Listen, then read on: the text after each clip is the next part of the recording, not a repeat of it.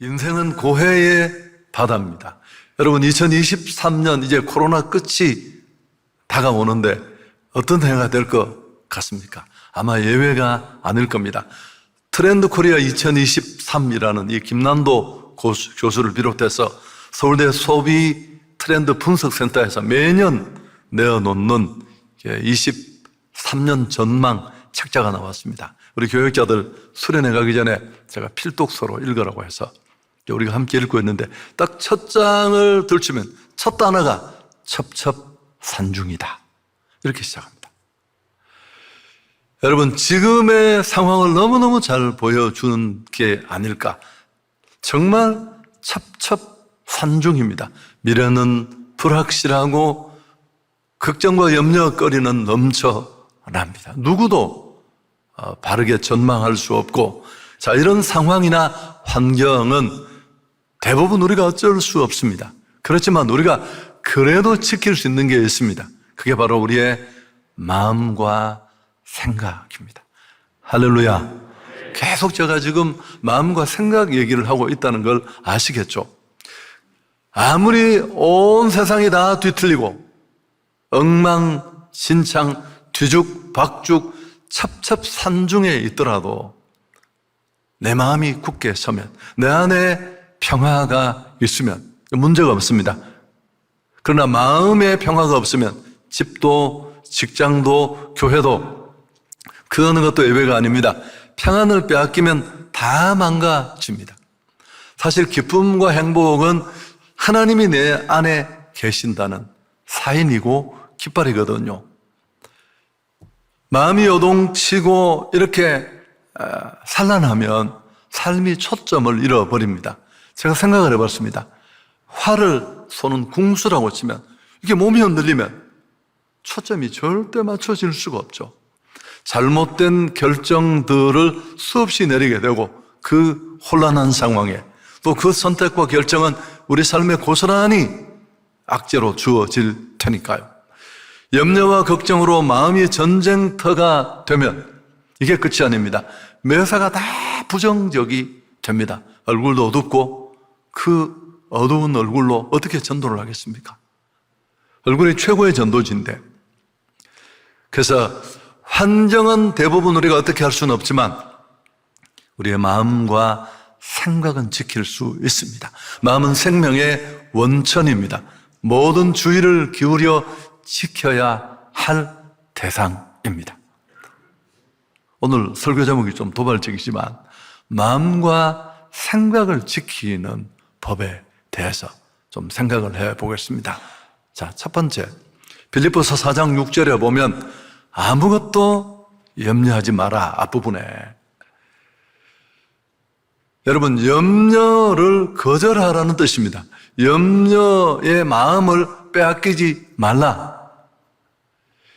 걱정과 염려가 내게 찾아올 때 공간을 허용하지 말고 통제하라는 뜻입니다. 쓸데없는 것들에 대한 전혀 쓸데없는 걱정들을 말합니다. 여기 마음을 빼앗기고 괴롭히고 평안을 잃어버리는 그런 일을 허용하지 말라는 뜻입니다. 염려를 아무리 그럴 만한 상황, 그럴 만한 형편이라도 용납하면 안 됩니다. 모든 걸 다 초토화시킬 테니까 방치해서는 안 된다는 겁니다. 거침없고 행복한 사람으로 살아가려면 생각을 조절할 줄 알아야 합니다. 생각을 통제하면 새로운 감정을 우리는 얼마든지 만들 수 있습니다. 자, 예를 들면 직장 상사 중에 하나가 나를 늘 무시하고 짓밟고 바보 취급하고 사람들 사이에서 은근히 나를 무시하는 발언을 하고 그런 사람이 있다고 밤낮 없이 고민하는 한 사람이 있었습니다. 그 보수가 나를 어떻게 해서 내가 불행한 게 아니라 나를 불행하게 한 건 나 자신의 생각입니다. 그것도 내가 내린 선택이에요. 더군다나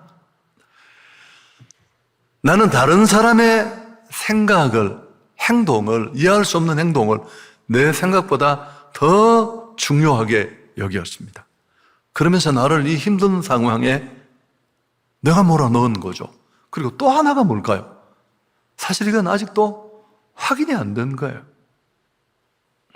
결국 감정은 내가 통제할 수 있는 겁니다.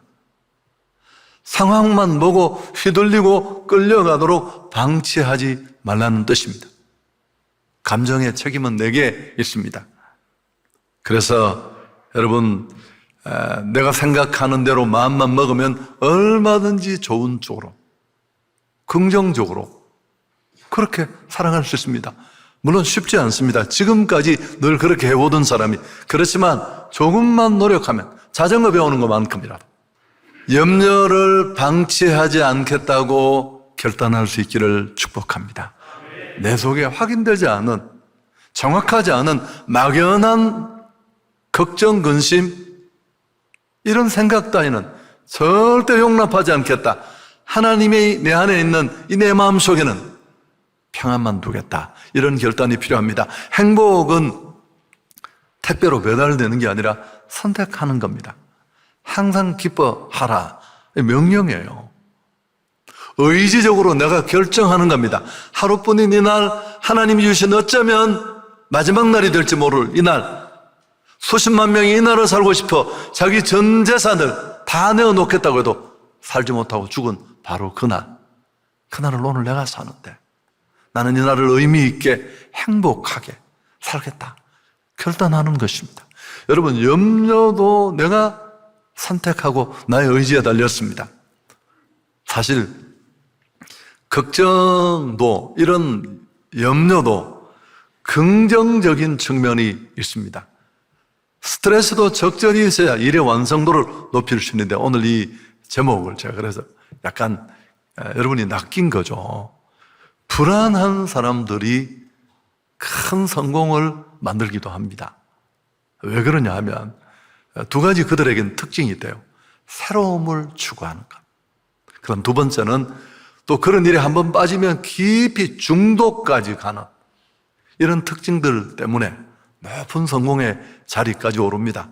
뭘 해도 별로 고민도 없고 스트레스도 없고 그러려니 하는 사람이 진전을 만드는 경우는 쉽지 않잖아요.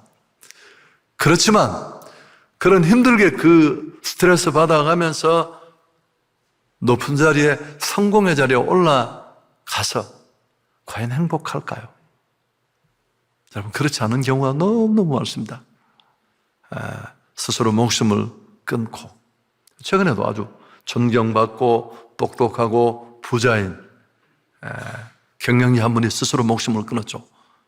물론 우울증도 있고 또 검찰의 수사를 받는 이런 외압이 있었다는 이유도 있었습니다마는, 그렇게 거친 길을 그렇게 힘겹게 헤쳐나온 사람이 그게 뭐가 그렇게 문제가 되겠어요? 여러분, 그렇습니다.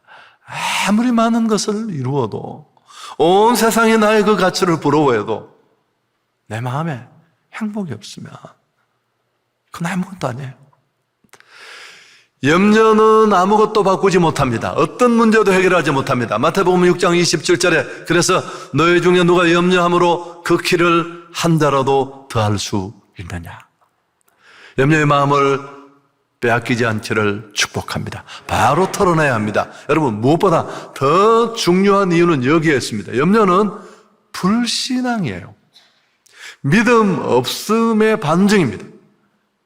교회는 다니는데, 하나님을 말하는데 내가 종교인이라는 뜻입니다. 그 하나님은 내 관념과 생각에 역사하지 못하는 죽으신 하나님일 가능성이 높아요. 믿음은 우산과 같다고 했습니다. 우산은 좋은 날 가방에 넣어 다닐 때 확실히 드러나는 게 아니라 비가 와야 돼요. 우산을 끄집어내어서 폈을 때 비로소 그 우산의 진가는 드러나는 것입니다. 하나님의 돌보심에 대한 신뢰의 결여에서 비롯되는 것입니다.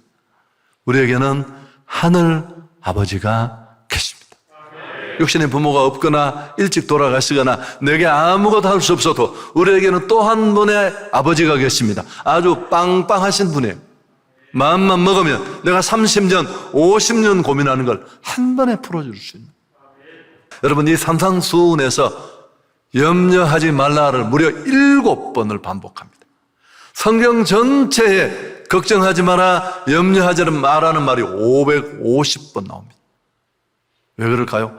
염려가 딱 우리 마음을 지배하는 순간 거기 하나님은 없습니다. 거기 신앙은 없습니다. 상황만 있고 문제만 있고 아무것도 없어요. 거기는. 이런 갈래에 끌려다니기 시작하면 무엇을 먹을까, 무엇을 마실까, 무엇을 입을까? 여러분, 그래도 염려가 되면 성경은 뭐라고 말합니까? 공중에 나는 새를 봐라, 들에 피는 벽화파를 봐라, 저 하찮은 미물도 내가 먹이고 입히는데 내가 하늘 아버지인데 하물며 너희이겠느냐. 여러분, 염려나 걱정은 이방인들, 믿음 없는 사람의 모습입니다. 자, 마태복음 6장 32절 함께 읽을까요? 이는 다 이방인들이 구하는 것이라.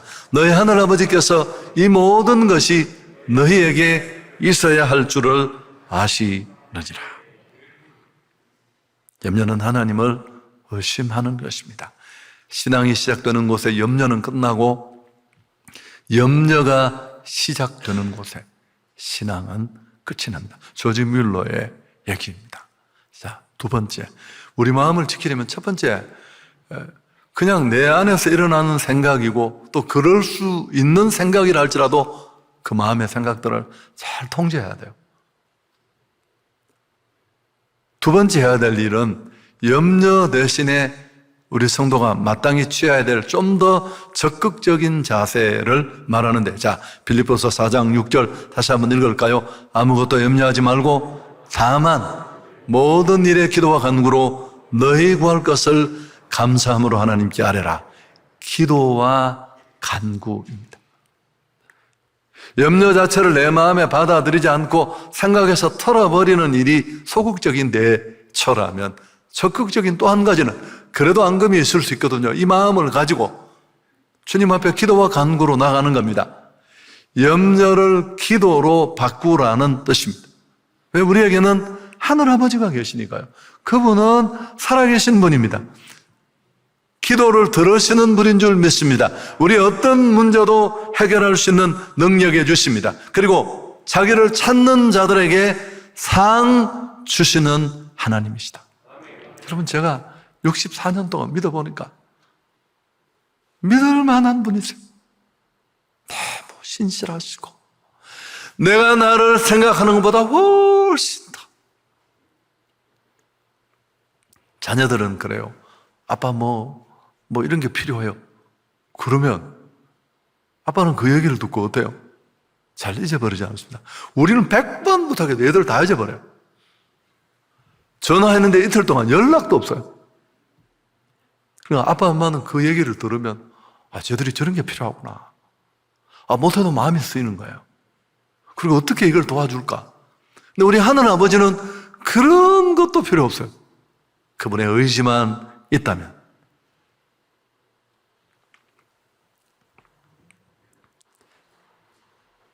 기도는 나의 문제를 하나님 앞으로 옮겨 드리는 겁니다. 내가 할 수 없기에 그분에게 부탁하며 맡기는 것입니다.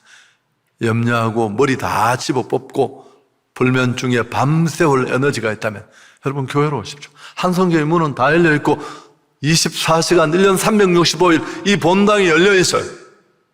담요라도 한 장 가지고 나와서 성경책 베고 누워서라도 아버지 이름이라도 한번 불러보십시오.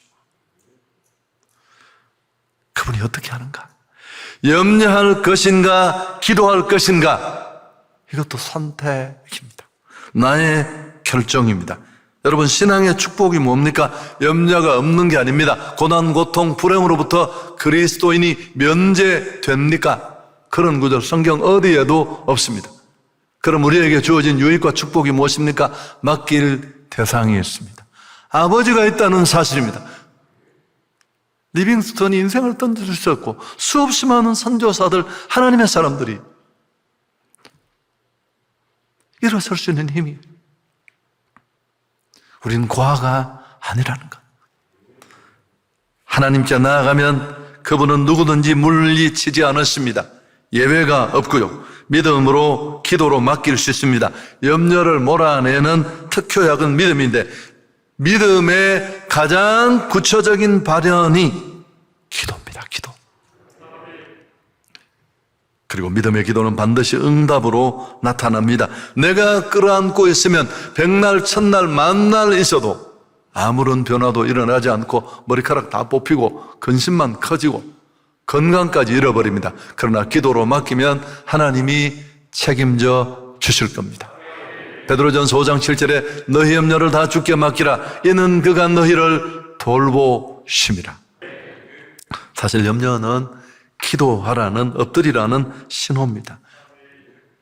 방치하면 믿음이 좌초될 수 있습니다. 염려가 몰려오면 기도할 수 있기를 축복합니다. 근데 좀 설교가 복잡해질 수 있는데요.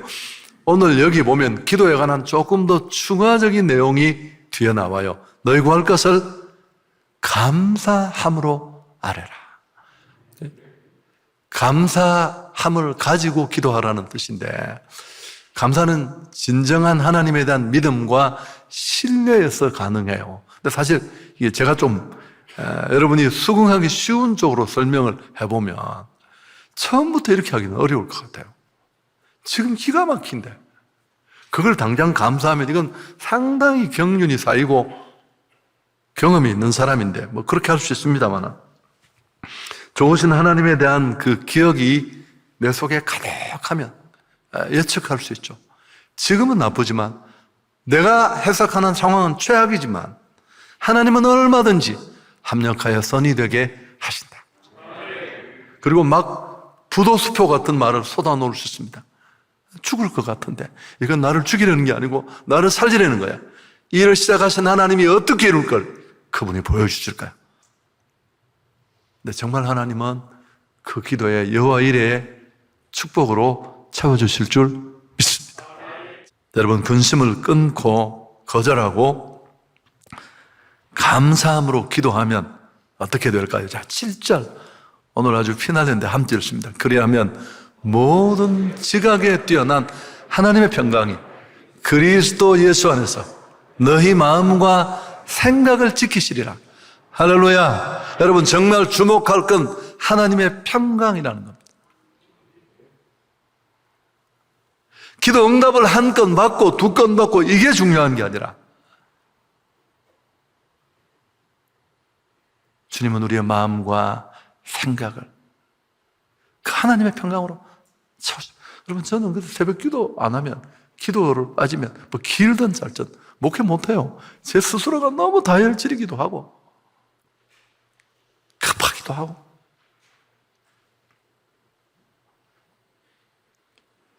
이 하나님의 평강, 이 평강을 오늘 바울은 이 표현을 통해 그 어떤 응답보다 하나님의 평강이 더 귀하다는 것을 말해주고 있습니다. 여러분, 이 평강은 앞에 수식어가 있잖아요. 지각에 뛰어난 평강. 양복 맞추듯이 내한테만 만든 평강이 아니고 이 하늘로부터 임하는 지각에 뛰어난 하나님의 평강. 어떤 상황, 어떤 문제, 어떤 기막힐 형편 다 덮고 해결하고도 남음이 있는 줄 믿습니다. 크기, 범주, 사안, 개인의 격차, 우리의 이해를 뛰어넘습니다. 여러분, 이게 그 유명한 에이레네라는 평강입니다. 우리가 어떤 환경에 던져지더라도 고요와 평정심을 잃지 않을 수 있는 힘이죠. 그럼 딱 이런 걸 딱 보면 사람들이 어떤 생각을 할까? 야, 이게 믿을 구석이 있구나. 대번 알죠? 다들 날아가는데 이 딱 마음의 평정심을 딱 가지고 있는 걸 보면 도대체 그 힘의 근거가 뭐야? 복음을 전할 수 있는 기회죠. 얼굴이 전도지가, 삶이 전도지가 되는 가장 중요한 이유가 바로 여기에 있습니다. 여러분, 오늘 바울이 이걸 그냥 이론적으로 하는 말이 아니잖아요. 바울 자신이 경험한 것입니다. 아닌 지금 현재 빌립보 감옥에 복음 전하다 붙잡혀서 발이 착고에 매여 있으면서 이 얘기를 하고 있는 거예요. 왜? 그의 안에 이 에이레네의 평화가 있었기 때문인 줄 믿습니다. 그의 몸은 옥에 갇혀 처참하게 결핍과 고통 속에 있지만 그의 마음은 하나님이 주는 이 평강이 유로골라의 풍랑 속에 죄수잖아요. 로마에 가서 죽을 건데 선장을 비롯한 그 풍랑에 휩쓸린 수백 명의 사람들이 누구 때문에 도움을 받습니까? 마음에 이 에이레네의 평화를 잃지 않고 있었던 바울 때문에.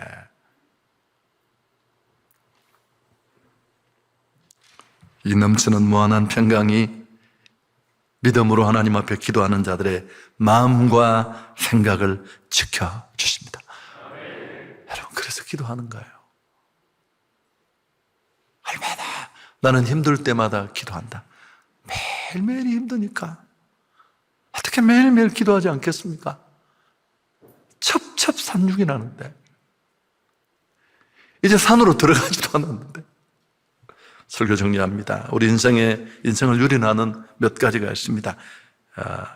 어제에 대한 후회. 과거로부터 너무 자유하지 못하면 우리 삶은 무너질 수 있습니다. 여러분, 과거는 그냥 반성하고 기억에서 지워버리셔야 돼요. 또 한 가지는 내일에 대한 염려. 다가오지 않는 미래에 대해서 걱정하고 염려하는 것입니다. 만약에 혹시나 또 이런 말들 많이 합니다. 예수님은 말씀합니다. 그러므로 내일 일을 위하여 염려하지 말라. 내일 일은 내일이 염려할 것이요 한날의 괴로움은 그날로 족하다. 정말 염려해야 될 건 염려 그 자체고요. 그보다 더 중요한 건 걱정 없는 세상은 존재하지 않아요. 천국 가셔야 됩니다. 돌아가시면 돼요. 살아있다는 건 문제가 있다는 뜻이고, 끊임없이 파도 앞에 떨지 마시고, 또 누군가는 스티로폴 덩어리를 하나 타고 그 파도를 타는 사람들 있잖아요. 막 양양까지 가서 차비 쓰고.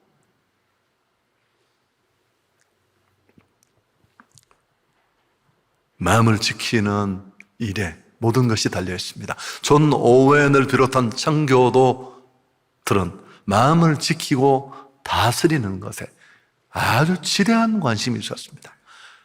최근에 우리가 이 관심을 배우고 있는 겁니다. 한 가지만 딱 지키면 되는 거예요, 사실은.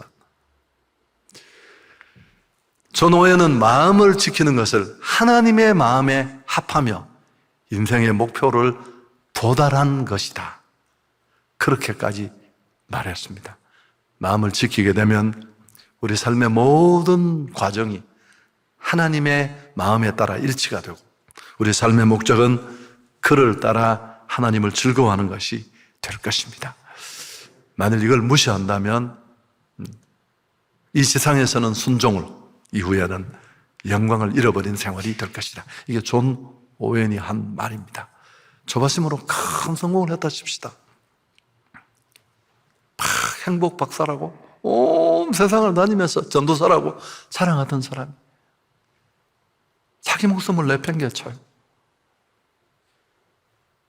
자기 안에 없는 평화를 떠들면 그렇게 되는 겁니다. 그 정상의 자리까지 가는 고독과 스트레스는 그를 헉헉거리게 했지만 그의 마음은 이렇게 요동치고 흔들렸던 거죠. 얼마나 힘들었겠어요. 축복이 아니죠. 마음이 무너졌다면. 마음과 생각을 지키는 법을 우리가 오늘 정리합시다. 마음은 생명의 원천이고 모든 주의를 기울여 지켜야 될 대상입니다. 하나님이 지켜주셔야 할 줄 믿습니다. 첫째, 어떻게 해요? 염려를 받아들이지 마십시오. 떠오르는 생각을 다 받지 마십시오. 묵상하셔야 됩니다. 그래서 가끔씩 돌아와야 됩니다. 기도라는 형태가 아니더라도 만일 그걸 그냥 들어오는 정보를 다 받으면 우리 마음은 뒤죽박죽 전쟁터가 되고 말 것입니다. 마음을 믿음에 굳게 서서 선택하십시오. 염려는 끊어내시고, 두 번째, 더 적극적인 방법은 기도를 선택하는 겁니다. 결심과 다짐과 묵상만으로는 어렵습니다. 내 마음을 지켜달라고 기도하는 것입니다. 감사함으로 여호와 이레의 축복을 경험하게 될 것입니다.